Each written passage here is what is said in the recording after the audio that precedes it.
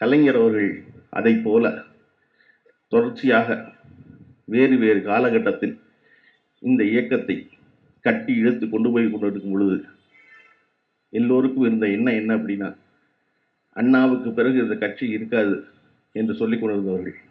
ஏன்னா அண்ணா ஒருத்தர் தான் பேரறிஞர், அதுக்கப்புறம் மற்ற எல்லா தம்பிமார்களும் சின்ன வயசு பயில.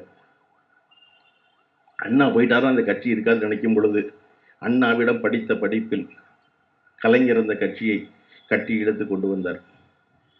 கலைஞர் ஒருத்தர், யார் அண்ணா இருக்கும்போது யாருமே இல்லைன்னு சொன்னவன் பூரா கலைஞர் இருக்கும்போது கலைஞர் மட்டும்தான். கலைஞர் போனார்னா ஒன்றும் கிடையாது. அதுக்கப்புறம் அதெல்லாம் எல்லா கட்டத்தையும் பார்த்துட்டோம், ஸ்டாலின்லாம் ஒன்றுத்துக்கு ஆக மாட்டாரு அப்படின்னு சொல்லிக்கிட்டு தானே கலைஞருக்கு பிறகு ஸ்டாலின் இஸ் மோர் டேஞ்சரஸ் தென் கருணாநிதினு சொல்லி இப்போ ஸ்டாலின் தான் சொல்லிக்கிட்டு இருக்காங்க.